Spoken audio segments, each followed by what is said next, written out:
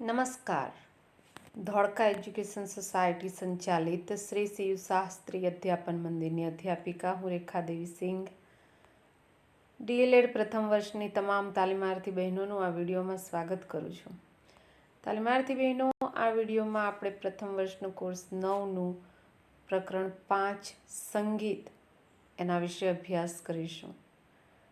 અગાઉના વિડીયો દ્વારા આપણે આ પ્રકરણ 5 સંગીતનો અભ્યાસ કર્યો છે. તે તમામ મુદ્દાઓને એક વખત આપણે અહીંયા તપાસી લઈશું.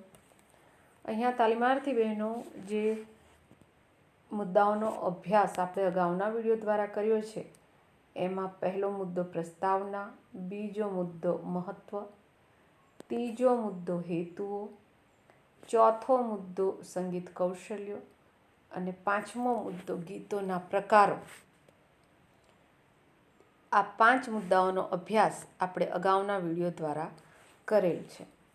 હવે પછીના જે મુદ્દાઓ છે એનો અભ્યાસ આપણે આ વિડીયોમાં કરીશું. તો તાલીમાર્થી બહેનો, આપણે ભારતીય શાસ્ત્રીય સંગીત જે 6થો મુદ્દો છે. તો ભારતીય શાસ્ત્રીય સંગીત જે છે એના વિશે આપણે એના ઐતિહાસિક જે આપણી સંસ્કૃતિ, ભારતીય સંસ્કૃતિ છે એના પરિપ્રેક્ષ્યમાં આપણે ચર્ચા કરીશું. તો ભારતીય સંસ્કૃતિમાં 4 વેદ છે. એ તો તમને ખ્યાલ છે કે ઋગ્વેદ, યજુર્વેદ, સામવેદ અને અથર્વવેદ. તો જે સામવેદ છે, ત્રીજા નંબરનો વેદ જે છે સામવેદ, એ સામવેદમાં સંગીત વિશે વિસ્તારપૂર્વક છણાવટ કરેલી છે. તો સંગીત ધર્મ જેટલું જ મહત્વ ધરાવે છે. સંગીતની અસર દરેક જીવ પર થાય છે. જે ઋષિ મુનિઓ છે એ પવિત્ર મંત્રોચ્ચારના ધ્વનિ વડે રોગ નિવારણ કરતા અને જુદા જુદા વાદ્યો એટલે કે જે સંગીતના સાધનો છે તેનો ઉપયોગ કરીને અને રાગો વડે જુદી જુદી અસર ઉત્પન્ન કરી શકાય છે. એ બાબત જે છે એ સામવેદમાં વર્ણન કરેલું છે અને એનું ઉદાહરણ એમ કહેવાય છે કે બૈજુ બાવરા અને તાનસેન જે અકબરના સભામાં જ્યારે તાનસેન દીપક રાગ ગાય છે તો એમના શરીરમાં બળતરા ઉત્પન્ન થવા લાગી અને એ બળતરા કોઈ મલ્હાર રાગ ગાય તો જ શાંત થઈ શકે. તો એ રીતે જેને કહેવાય કે મલ્હાર રાગ ગાનારની શોધમાંથી અહીંયા ગુજરાત સુધી આવ્યા હતા અને જે નરસિંહ મહેતાની દીકરી શર્મિષ્ઠા, એમની 2 દીકરીઓ હતી તાના અને રીરી, એ આ રાગ ગાઈ શકતા હતા. તો બિરબલની આ જે શરીરમાં દાહ ઉત્પન્ન થવાની જે ક્રિયા હતી એટલે કે જે અગ્નિ ઉત્પન્ન થયો હતો અને બળતરા થતી હતી એના કારણે એ આ તાના અને રીરી બંને બહેનોએ એ રાગ ગાઈને આ બિરબલના શરીરની જે પીડા હતી એનું શમન કર્યું હતું એટલે કે એનું નિવારણ કર્યું હતું. તો અહીંયા જે જુદા જુદા વાદ્યો અને રાગો વડે જુદી જુદી અસર ઉત્પન્ન કરી શકાય છે એ બાબત પણ ઘણી સમજવા જેવી છે. તો ભારતીય શાસ્ત્રીય સંગીત જે છે એમાં રાગ આધારિત સ્વર સમૂહ છે અને એ રાગ આધારિત સ્વર સમૂહ વડે શાસ્ત્રીય ગાયન રજૂ થતું હોય છે. એમાં શબ્દનું મહત્વ ઓછું તથા તાલ અને લયમાં જે છે એ વૈવિધ્ય જોવા મળે છે. તો સંગીતના મુખ્ય 7 સ્વર છે અને એ 7 સ્વર જે છે એમાં જુદા જુદા પ્રાણી અને પક્ષીઓનો અવાજ એ સાતે સાત જે સ્વર છે એમાં જે તે સ્વરનું એ પ્રતિનિધિત્વ કરે છે. તો સંગીતના સ્વર જે છે એ સા, રે, ગ, મ, પ, ધ, ની, સા. તો આ 7 સ્વરો છે. તો સાતે સાત સ્વર જે છે, અહીંયા જે સા આપ્યો છે તો એ શાનું પૂરું નામ છે સડજ. અને આ જે સા શબ્દ છે એ શા શબ્દ મોર જે પક્ષી છે એનું પ્રતિનિધિત્વ કરે છે. એ જ રીતે બીજો શબ્દ જે છે રે, તો એનું આખું નામ જે છે, આ શબ્દ આખો જે છે એ રિષભ છે. અને ચાતક નામનું જે પક્ષી છે એ એનું પ્રતિનિધિત્વ કરે છે, એટલે કે આ રે શબ્દનું. ત્યારબાદ ત્રીજો શબ્દ છે ગ. તો ગનો આખો જે શબ્દ છે એ છે ગાંધાર. અને એ બકરી નામનું જે પ્રાણી છે એનું પ્રતિનિધિત્વ કરે છે. ત્યારબાદ ચોથો શબ્દ છે મ, જેનું આખું નામ છે મધ્યમ. અને એ કાગળ નામનું જે પક્ષી છે એનું પ્રતિનિધિત્વ કરે છે. ત્યારબાદ પાંચમો શબ્દ છે પ, જેનું આખું નામ છે, એટલે કે આખો શબ્દ છે પંચમ. અને એ કોયલનું પ્રતિનિધિત્વ કરે છે. ત્યારબાદ 7 સ્વરોમાંનો જે છઠ્ઠો અક્ષર છે ધ, તો એનું પૂરું નામ છે, એટલે કે પૂરો શબ્દ જે છે એ ધૈવત. અને એ દેડકાનું પ્રતિનિધિત્વ કરે છે. અને 7 સ્વરોમાં જે છેલ્લો શબ્દ છે ની, જેનું આખું, એટલે કે આખો શબ્દ છે નિષાદ. અને એ હાથી નામનું પ્રાણી છે એનું પ્રતિનિધિત્વ કરે છે. તો તાલીમાર્થી બહેનો, અહીંયા આપણે આ જે સા, રે, ગ, મ, પ, ધ, ની, સા જે સપ્ત સ્વર છે સંગીતના,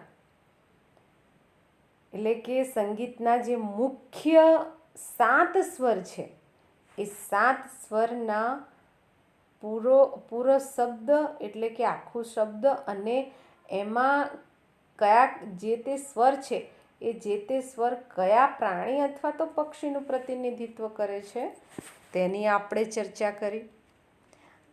આ બાબત ખાસ યાદ રાખવાની છે. અહીંયા આપને પ્રશ્ન પૂછી શકે છે તાલીમાર્થી બહેનો 1 માર્ક્સનો, કે સંગીતના મુખ્ય સ્વર કેટલા અને કયા કયા? તો 7. અને આ જે સા, રે, ગ, મ, પ, ધ, ની, સા એ તમારે લખવું પડે. ત્યારબાદ હવે આ જે 7, એટલે કે શાસ્ત્રીય સંગીત છે, ભારતીય શાસ્ત્રીય સંગીત છે, એમાં કેટલાક શબ્દો છે તાલીમાર્થી બહેનો, જે આપે એની સમજ મેળવવી બહુ જ જરૂરી છે. તો એમાં પહેલો જે છે એ છે કોમળ સ્વર. તો કોમળ સ્વર કોને કહેવાય? તો શુદ્ધ સ્વરને તેના સ્થાનથી નીચે ગવાય તો તે કોમળ સ્વર કહેવાય છે. તો શુદ્ધ સ્વરને તેના સ્થાનથી નીચે ગવાય તો તે કોમળ સ્વર કહેવાય છે. એટલે નીચે આ અવરોહમાં ગવામાં આવે છે તે બાબત. ત્યારબાદ છે તીવ્ર સ્વર.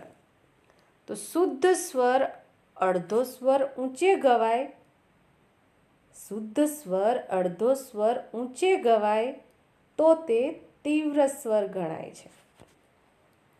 તો તીવ્ર સ્વર થાય છે. હવે આ કોમળ સ્વર અને તીવ્ર સ્વર, જો એનું તમારે સામાન્ય રીતે માહિતી મેળવવી હોય ને તાલીમાર્થી બહેનો, તો તમને હું ઉદાહરણ આપું તો કોમળ સ્વરમાં એક શ્લોકની લીટી છે જેમાં શુદ્ધ સ્વરથી નીચે ગવાય છે, એની હું તમને સમજ આપું છું. બાલાર્ક કોટિ પ્રતિભામ ત્રિનેત્રામ ભજેહમાદ્યામ જગદીશ્વરીમ ત્વામ. તો તમે જુઓ કે ધીમે ધીમે ધીમે નીચે આવે છે, તો એ રીતે એને કોમળ સ્વર કહેવાય. હવે શુદ્ધ સ્વર જે છે, આ જે તીવ્ર સ્વર છે એ કેવી રીતે ગવાય, તો એ તમને હું કહું છું. એમાં સ્વર જે છે એ થોડો ઊંચો ગવાય છે, અડધો સ્વર જે છે એ ઊંચો ગવાય છે, જેમાં આ રીતે હોય છે. સરસીજની લીએ સરોજ હસ્તે ધવલ તરામ શુક ગંધ માલ્ય શોભે. જો હવે પછી જે કહું છું ને એ તમે જોજો. ભગવતી હરિવલ્લભે મનોધ્યે ત્રિભુવન ભૂતિ કરી. જો ધીમે ધીમે ઉપર જાય છે, બરાબર. તો આ રીતે જેને કહેવાય કે તીવ્ર સ્વર છે એ ઊંચે ગવાય અને કોમળ સ્વર છે એ નીચે ગવાય છે. હવે છે તાલીમાર્થી બહેનો આરોહ. તો આરોહ કોને કહેવાય, તો કે સ્વરોના ચડતા ક્રમને આરોહ કહે છે. દાખલા તરીકે સા રે ગ મ પ ધ ની સા, એ રીતે છે. સા રે ગ મ રે સા. તો એને કઈ રીતે આપણે બોલી શકીએ? આરોહ એટલે ચડતા ક્રમમાં, જેમાં આ રીતે ગવાય સા રે ગ મ પ ધ ની સા. તો જુઓ કે ધીમે ધીમે અવાજ જે છે એ ઊંચો થાય છે અને ચઢે છે, તો એને આપણે આરોહ કહીએ છીએ. હવે અવરોહ. તો અવરોહમાં શું થાય, તો સ્વરોના ઉતરતા ક્રમ જે છે એને અવરોહ કહે છે. તો કઈ રીતે, તો આ જે આપણે આરોહ ગાયું કે સા રે ગ મ પ ધ ની સા, તો એ આરોહ થયું. હવે અવરોધ કેવી રીતે હોય, તો સાની ધ પરથી આપણે છેલ્લો શબ્દ છે ત્યાંથી લેવાનો છે. સાની ધ પ મ ગ રે સા. એટલે જોરથી ધીરા શબ્દમાં, જેને કહેવાય કે ઊંચા સ્વરથી નીચા સ્વરમાં જવું, તો એને અવરોહ કહેવાય છે. જો હવે હું આરોહ જે છે એ બોલું છું. સા રે ગ મ પ ધ ની સા. હવે અવરોહમાં સા ની ધ પ મ ગ રે સા. હવે ખ્યાલ આવી ગયો હશે. હવે છે તાલ. તો નિયમિત પ્રમાણમાં લયબદ્ધ થયેલા જે તબલાના બોલની રચના છે એને તાલ કહેવાય. જેમ કે અહીંયા ઉદાહરણ આપ્યા છે ત્રિતાલ, દાદરા, કહેરવા. તો દાદરા અને કહેરવાનું તો તમને આગળ સમજ પણ આપી છે, બરાબર. તો તાલ જે છે એટલે કે લયબદ્ધ રીતે તાલ આપવામાં આવે તે. ધારો કે દાદરાના જે છે એ 6 માત્રા છે અને 6 માત્રાને આપણે લયબદ્ધ રીતે એને બોલવું હોય તો કેવી રીતે બોલીએ? ધા ધીન્ના ધા તીન્ના. જો એને એક એક એનું જે માપ છે એ આ રીતે હોય: 1 2 3 4 5 6. 1 2 3 4 5 6. અને એના શબ્દો સાથે ગઈએ તો ધા ધીન્ના ધા તીન્ના ધા ધીન્ના ધા તીન્ના. તો એક પ્રમાણમાં આપણે આ ધાધીનના ધાતીનના બોલીએ છીએ, બરાબર. તો એને તાલ કહેવામાં આવે છે. ત્યારબાદ તાલીમાર્થી બહેનો લય. તો લય કોને કહેવામાં આવે, તો તાલનું પ્રમાણ અથવા ગતિ, એને લય કહેવામાં આવે છે. તો લય જે છે એ ધારો કે આપણે આ દાદરા તાલના જે માત્રા છે ધાતીના ધાધીનના ધાતીનના ધાધીનના ધાતીનના, એને તમે ધીરે રીતે પણ ગઈ છો. ધાતીનના ધાધીનના ધાધીનના ધાતીનના. એ રીતે જેને કહેવાય કે ગતિ જે છે, તો એમાં એ ગતિ ઝડપી હોઈ શકે અથવા તો ધીમી પણ હોઈ શકે. ધાધીનના ધાતીનના ધાધીનના ધાતીનના ધાધીનના ધાતીનના. ધા ધીન્ના ધાતિન્ના, ધા ધીન્ના ધાતિન્ના. તો એ રીતે જેને કહેવાય કે લય જે છે એ ચોક્કસ પ્રમાણમાં એની જે છે એ ગતિ હોય છે, ઝડપી હોય અથવા તો ધીમી હોય. ત્યારબાદ છે તાલીમાર્થી બહેનો માત્રા. તો તાલના જે કાળ છે એને માપવાનું પ્રમાણ જે છે એ માત્રાથી થાય છે. ક્યાંક કોઈ રાગમાં 6 માત્રા હોય, કોઈ રાગમાં 8 માત્રા હોય. જે રીતે આપણે દાદરા અને કહેરવા તાલમાં જે જોયું કે દાદરા તાલની 6 માત્રા છે અને કહેરવા તાલની 8 માત્રા છે. તો એ રીતે એને માત્રા કહેવાય છે. અને સમ, તો સમ કોને કહેવાય? તો ગીતનું મુખડું જે સ્થાન પર પડે તે સ્થાન દરેક તાલની પહેલી માત્રા પર જ સમ આવે છે. ધારો કે દાદરા તાલની માત્રા છે કે એક જ મિનિટ, કે ધા ધીન્ના અને બીજું છે ધા તિન્ના. તો અહીંયા આ જે શરૂઆત જે છે શબ્દ ધા, પહેલી માત્રા જે છે એ માત્રાને સમ કહેવામાં આવે. આ બાબત સમજવાની છે. ત્યારબાદ આવે છે રાગ. તો રાગ જે છે એ ચોક્કસ સ્વરોના સમૂહને રાગ કહેવામાં આવે છે. અને છેલ્લી છે બંદિશ, કે ગીતને સ્વરો વડે ગૂંથવાથી બનતી રચના, એને બંદિશ કહેવામાં આવે છે. તો અહીંયા ભારતીય શાસ્ત્રીય સંગીત જે છે એમાં સ્વર જે છે સારે ગમ પધ નિશા, એમાં તાલીમાર્થી બહેનો આપણે કોમળ સ્વર કોને કહેવાય, તીવ્ર સ્વર કોને કહેવાય, આરોહ અવરોહ, તાલ, લય, માત્રા, સમ, રાગ, બંદિશ, આ દરેકની આપણે ચર્ચા કરી. તાલીમાર્થી બહેનો અહીંયા તમને એ બાબત પૂછી શકે છે કે અહીંયા જે આપ્યું છે કે સારે ગમ પધ નિશા, અહીંયા ભારતીય શાસ્ત્રીય સંગીતના જે મુખ્ય સ્વર છે એ સ્વર સાથે એની સમજ જે છે એ વિસ્તારપૂર્વક આપો. જો તમને એવું પ્રશ્ન પૂછવામાં આવે કે સંગીતના મુખ્ય 7 સ્વરોની વિસ્તારપૂર્વક સમજ આપો, તો તાલીમાર્થી બહેનો આપણે આ પણ લખવું પડે અને આ જે છે એ પણ તમારે લખવું પડે, જો 5 માર્કના પ્રશ્નમાં પૂછાયું હોય તો. ત્યારબાદ તાલીમાર્થી બહેનો આપણે હવે 7મો મુદ્દો, 6ઠ્ઠો મુદ્દો જે છે ભારતીય શાસ્ત્રીય સંગીત, એના વિશે આપણે ચર્ચા કરી. હવે આ 7મો મુદ્દો ભારતીય સંગીત વાદ્યોના પ્રકાર, એના વિશે આપણે ચર્ચા કરીશું. તો ભારતીય સંગીત વાદ્યો એટલે કે સાધન, જે હાર્મોનિયમ, તબલા, ખંજરી, એ બધું જે છે એ વાદ્યો કહેવાય છે. તો પ્રાચીન કાળથી જ ભારતીય વાદ્યોને મુખ્ય 4 વિભાગમાં વહેંચવામાં આવેલા છે. 5 માર્કના પ્રશ્નોમાં આ પૂછાય છે તાલીમાર્થી બહેનો, અને આઈએમપી મુદ્દો છે. આ બાબત ધ્યાનમાં રાખજો.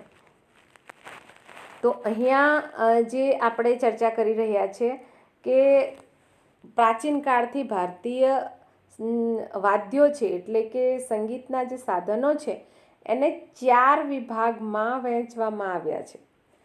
તો પહેલો વિભાગ જે છે એને તંતુ વાદ્ય એમ કહેવામાં આવે છે. તો આ તંતુ વાદ્યો જે છે એટલે કે સાધનો છે એમાં સ્વરની ઉત્પત્તિ તાર દ્વારા થાય છે, અને આ તારને આંગળી અથવા તો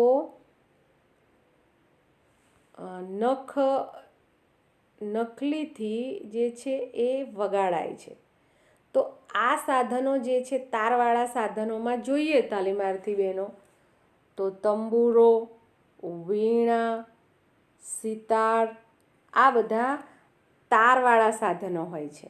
તો એ બધા તંતુ વાદ્યમાં આવે છે. તો આ જે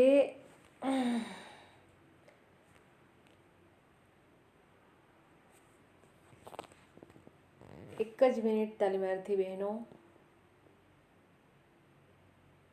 હવે બીજું છે કે ગજથી વાગતા જે તંતુવાદ્ય છે, અહીંયા જે આપ્યું છે એ, જેમાં દિલરુબા, સારંગી અને વાયોલિન છે.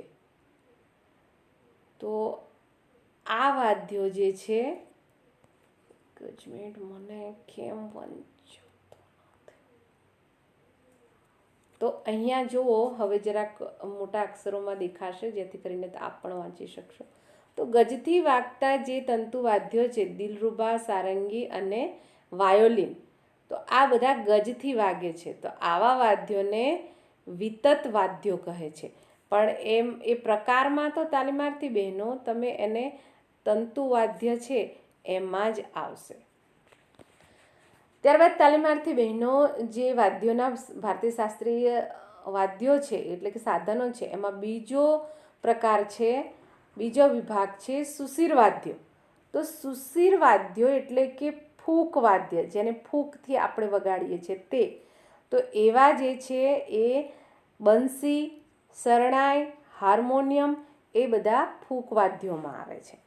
અને જે ત્રીજો વિભાગ છે એ છે અનવદ્ય વાદ્ય, એટલે કે અવનદ્ધ. અહીંયા અવનદ્ધ લખ્યું છે, તો અવનદ્ધ વાદ્ય. હવે આ જે અવનદ્ધ વાદ્ય છે એ ચામડાથી બનેલા હોય છે.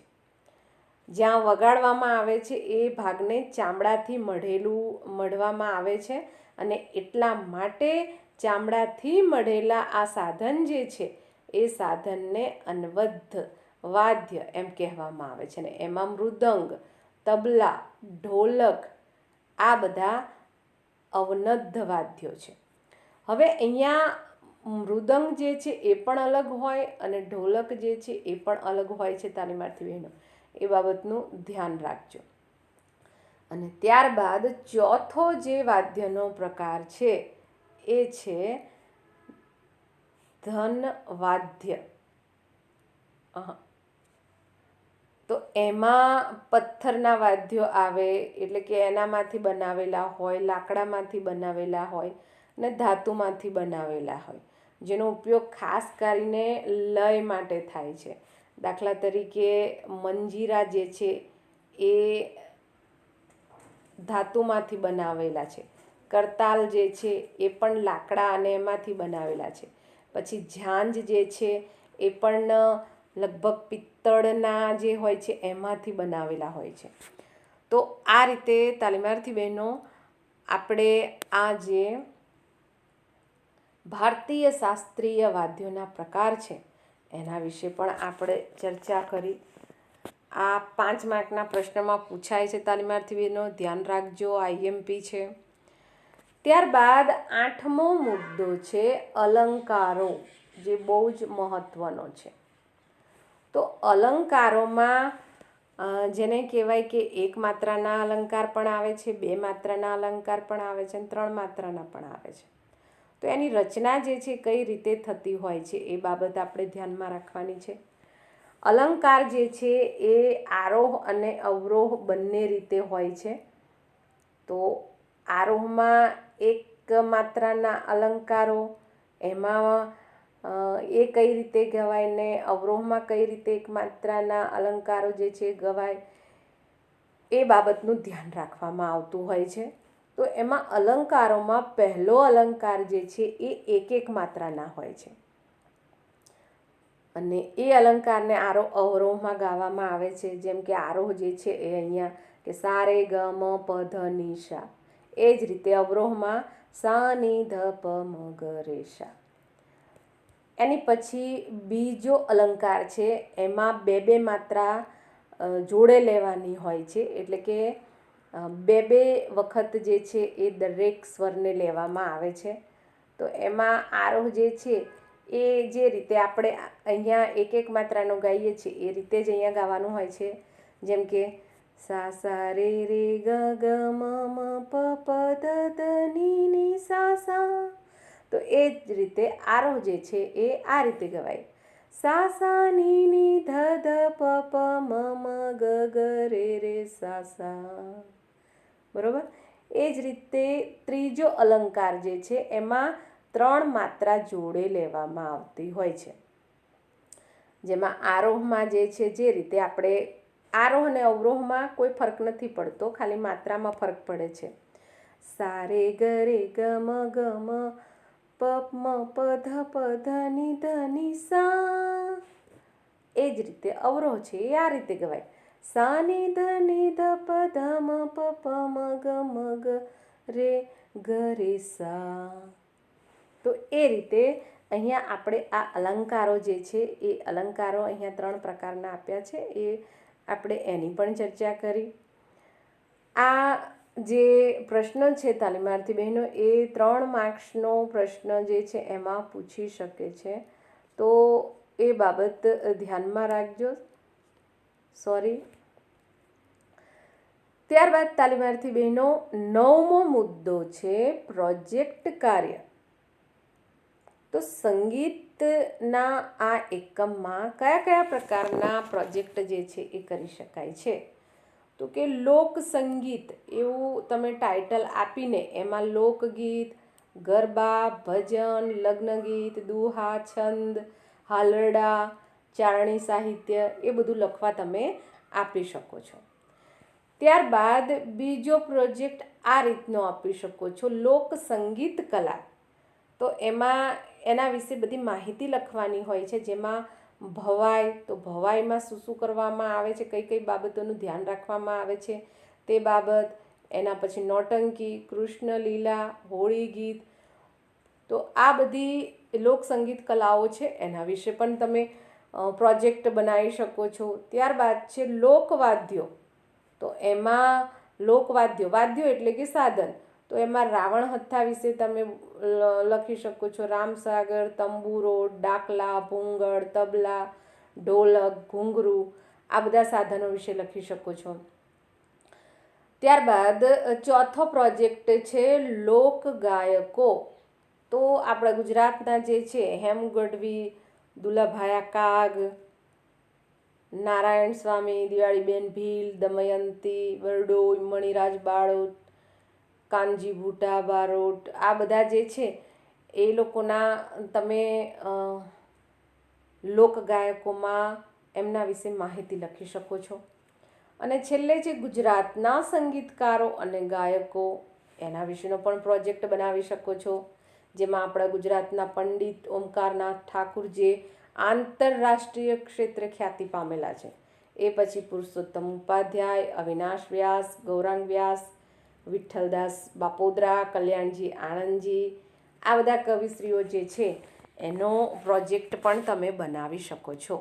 તો અહીંયા આપણે આ 9મો જે મુદ્દો છે પ્રોજેક્ટ કાર્ય, એમાં સંગીતના એકમમાં તમે કયા કયા પ્રકારના પ્રોજેક્ટ બનાવી શકો છો તેની આપણે ચર્ચા કરી.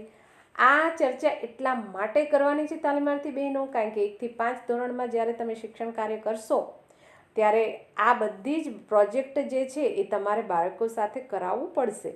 તો તમે જો પોતે કર્યું હશે, જાણકારી હશે, તો તમે એ રીતે સારી રીતે પ્રોજેક્ટ કાર્ય જે છે બાળકો પાસે કરાવી શકશો, માહિતી આપી શકશો, માર્ગદર્શન આપી શકશો.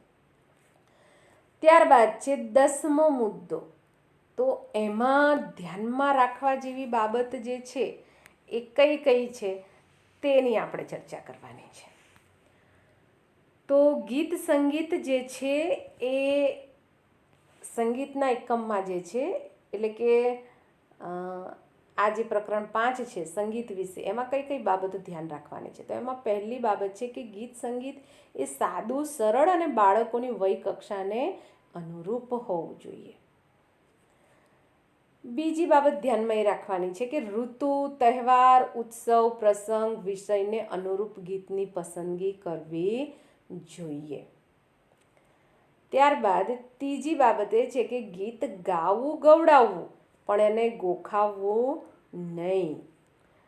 એના પછીની બાબત ધ્યાનમાં રાખવાની છે એ છે કે દરેક બાળકને તક આપવી જોઈએ અને સંગીતના સાધનોનો ઉપયોગ કરવો. સામાન્ય જે છે ઢોલક, મંજીરા, ખંજરી, ઘૂઘરા, હાર્મોનિયમ, તો આવા જે સાધનો છે એ બાળકો સારી રીતે વગાડી શકતા હોય. પ્રાથમિક શાળાના બાળકો બહુ જ સારી રીતે વગાડી શકતા હોય છે. ત્યારબાદ છે દ્રશ્ય શ્રાવ્ય સાધનોનો ઉપયોગ કરવો, જેને જોઈ પણ શકે અને સાંભળી શકે તેવા. ત્યારબાદ છે કે ઇન્ટરનેટના માધ્યમ દ્વારા પસંદગીના ગીતો શોધવા, પ્રિન્ટ કાઢીને બાળકોને લખાવવા, રાગીત ઓડિયો સંભાળ એટલે કે રાગના જે ઓડિયો છે એ પણ સંભળાવી શકો. ત્યારબાદ ગવડાવવું, નેટ પરથી સંગીતના વાદ્યોમાં વિશિષ્ટ વાદ્યોનો, રાગોનો, સંગીતકારોનો પરિચય કરાવવો, સુંદર સમૂહ નૃત્યો, આપણા પરંપરાગત રાસ ગરબા, આદિવાસી નૃત્યો, ભવાઈ, નાટકો વગેરે પણ નેટ પરથી ડાઉનલોડ કરીને બાળકોને બતાવવા, જેથી તેમની દ્રષ્ટિ વિકસશે. લાસ્ટ ટાઈમ અમે 2019માં જે આપણી સંસ્થાનો રસોત્સવ કાર્યક્રમ એટલે કે સાંસ્કૃતિક કાર્યક્રમ જે છે એમાં મેં ટિપ્પણી કરાવી હતી, અને એ ટિપ્પણી મેં યુટ્યુબ પરથી શોધીને અને પછી એની પ્રેક્ટિસ કરાવી હતી. તો એ રીતે જેને કહેવાય કે તમે પણ ઇન્ટરનેટનો ઉપયોગ કરીને ઘણી બધી માહિતી સંગીતની મેળવી શકો છો. ત્યારબાદ છે તાલીમાર્થી બહેનો, આપણે ધ્યાનમાં રાખવાની બાબતોમાં કે શિક્ષકને મદદરૂપ થવા માટે અહીં કેટલાક ગીતો આપવામાં આવ્યા છે, પણ એવો આગ્રહ નથી કે આ જ ગીત રાગ તાલ અલંકાર કરાવવા. શિક્ષક પાસે વધુ સારા ગીતો, વિવિધ પ્રકારના ગીતો, રાગ તાલ અલંકાર હોય તો શિક્ષક પોતાની વિવેક બુદ્ધિનો ઉપયોગ કરીને બાળકોને કરાવી શકે છે. ત્યારબાદ બીજું છે, પહેલા ધોરણમાં જ બાળક બધું માન્ય ભાષામાં ગ્રહણ ન કરી શકે, એ સ્વાભાવિક છે. એથી કરીને આપણે જે તે વિસ્તાર પ્રદેશના બાળકો સમજી શકે તેવી બોલીના ગીતો પણ કરાવી શકાય, એટલે કે એમની બોલી જે છે એમાં પણ કરાવી શકાય. ત્યારબાદ રાષ્ટ્રગાન અને રાષ્ટ્રગીત જે છે પૂરા આદર સાથે ગવાય તે પણ ખૂબ જરૂરી છે. તો તેના રાગ, ઢાળ, તાલ, સમય મર્યાદા વગેરે GCRT દ્વારા નિર્માણ થયેલ જે ઓડિયો CD અને સામુદાયિક ગાન 2011 જે છે એમાં છે. તે ઉપરાંત જન્મદિવસ ગીત, પ્રેરણા ગીત અને અઠવાડિયાની પ્રાર્થનાઓ પણ આપવામાં આવેલી છે, જેનું બાળકોને શ્રવણ કરાવવું અને પછી ગવડાવવું. તો તાલીમાર્થી બહેનો, અહીંયા આપણે જે ધ્યાનમાં રાખવાની બાબતો છે એ બાબત એ છે કે ખાસ કરીને રાષ્ટ્રગીત અને રાષ્ટ્રગાન એ જે છે ખરેખર દરેક બાળકને આવડે એ ધ્યાનમાં રાખવું જોઈએ. એના પછી છે કે ગાયનમાં તથા વાદનમાં શક્તિ અને કૌશલ્ય ધરાવતા જે બાળકો છે એ બાળકોને અલગ તારવીને સંગીત વૃંદ એટલે કે ગ્રુપ જે છે એ તૈયાર કરવું. અને આ સંગીતનું ગ્રુપ જે છે સાંસ્કૃતિક કાર્યક્રમોમાં વિશેષ મદદરૂપ થતા હોય છે, અને બાળકો ભવિષ્યમાં સંગીત વિષયમાં પોતાનું કેરિયર પણ બનાવી શકશે. હવે આ બાબત જે છે તમે આ વખતે લોકડાઉનના લીધે આપણે ઇન્ટર્નશીપ નથી કરી તાલીમાર્થી બહેનો, બાકી તો ઇન્ટર્નશીપમાં જાઓ ત્યારે અમુક ચોક્કસ જે બાળકો હોય ને એ ઢોલક વગાડતા હોય, ખંજરી વગાડતા હોય, મંજીરા વગાડતા હોય, એ લોકોની આવડત હોય અને પ્રાર્થનામાં એ લોકો જ બેસતા હોય અને એ બાળકો બીજા બાળકોને પણ શીખવાડતા હોય છે. તો એ તમને જોવા મળત, પણ હવે આ વખતે તમને એ લાભ મળ્યો નથી. ત્યારબાદ જે આપણે બાબત ધ્યાનમાં રાખવાની છે એ કે પ્રાર્થના કાર્યક્રમમાં, સાંસ્કૃતિક પ્રવૃત્તિમાં, રાષ્ટ્રીય ઉજવણી કરીએ છીએ તેમાં, સાંસ્કૃતિક કાર્યક્રમોમાં ગાયન, વાદન, નૃત્ય, નાટ્યની પ્રવૃત્તિને પ્રાધાન્ય આપવું. તો અહીંયા તાલીમાર્થી બહેનો, આપણે જે ધ્યાનમાં રાખવાની બાબતો છે એ બાબતોની ચર્ચા કરી 10મા મુદ્દામાં. હવે આપણે 11મો મુદ્દો મૂલ્યાંકન, એની ચર્ચા કરીશું. તો મૂલ્યાંકન કઈ રીતે કરાવડાવવું, તમારે આ બાબત ધ્યાનમાં રાખજો, કારણ કે પરીક્ષામાં તમને આ બાબત લાગુ પડશે. તો બાળકો પાસે પ્રાર્થના કાર્યક્રમમાં ભજન, ધૂન, બાળગીત ગવડાવી ગાયન કૌશલ્યનું મૂલ્યાંકન થઈ શકે. એના પછી બાલસભા, સાંસ્કૃતિક કાર્યક્રમોનું આયોજન કરીને પણ મૂલ્યાંકન કરી શકાય. ત્યારબાદ વર્ગમાં, બાલસભામાં, સાંસ્કૃતિક કાર્યક્રમોમાં અભિનય ગીત કરાવી નૃત્યનું મૂલ્યાંકન થઈ શકે છે. એના પછી છે પ્રાર્થનામાં વાદન માટેના સાધનો, એટલે કે જે સંગીતના સાધનો છે એ આપીને સહજ રીતે વાદન કૌશલ્યનું મૂલ્યાંકન કરી શકાય, જેમાં સામાન્ય રીતે ઢોલક, ખંજરી, મંજીરા, કરતાલ, ઘૂઘરા આ જે છે એ વગાડી શકાય, વગાવડાય. ત્યારબાદ જે મૂલ્યાંકન કરવાની રીત છે કે શાળામાં વિવિધ વર્ગો વચ્ચે ગાયન, વાદન, નૃત્ય કે નાટકને લગતી પ્રવૃત્તિઓ યોજીને પણ મૂલ્યાંકન કરી શકાય. તો અહીંયા તાલીમાર્થી બહેનો આપણે આ કોર્સ 9 એનું 5મું પ્રકરણ સંગીત એના તમામ મુદ્દાઓનો અભ્યાસ આપણે ચર્ચા દ્વારા અને આ વિડીયો દ્વારા સંપૂર્ણ રીતે એનો અભ્યાસ જે છે એ પૂર્ણ કરીએ છીએ. તાલીમાર્થી બહેનો એના પ્રેક્ટિકલના જે મુદ્દા છે એ મુદ્દાઓનો હું સ્પેશિયલ વિડીયો બનાવીને આપને આપીશ, જેથી કરીને આપે આ જે સંગીતની વાર્ષિક પ્રાયોગિક પરીક્ષા, જે પ્રેક્ટિકલ પરીક્ષા આપવાની છે એ તમને ધ્યાનમાં રહે. બાકી આમ તો મેં તમને કીધું જ છે કે તમને પ્રાર્થના આવડવી જોઈએ, ભજન આવડવું જોઈએ, ધૂન આવડવી જોઈએ, બાળગીત આવડવા જોઈએ, અભિનય ગીત આવડવા જોઈએ, ઉખાણા, જોડકણા, 1 થી 5 ધોરણની ગુજરાતી ભાષામાં જે કાવ્યો આપેલા છે તે, દેશભક્તિ ગીત, આ બધું જે છે એની તમારે એક નોટ બનાવવાની છે. એ વાત મેં અગાઉના વિડીયોમાં કરી જ છે. તો વિડીયો જ્યારથી પણ જુઓ ત્યારથી તમે નોટ બનાવવાની શરૂઆત કરી દેજો. તો તાલીમાર્થી બહેનો, હવે પછીના વિડીયોમાં આપણે પ્રેક્ટિકલ બાબતે ચર્ચા કરવા માટે મળીએ. એટલે કે પ્રેક્ટિકલ બાબતનો જે વિડીયો છે એમાં કઈ કઈ બાબત તમારે ધ્યાનમાં રાખવાની છે એનો એ વિડીયોમાં આપણે ફરીથી મળીએ. ત્યાં સુધી તાલીમાર્થી બહેનો, આપ સૌને મારા નમસ્કાર, આભાર. જય હિન્દ, જય ભારત.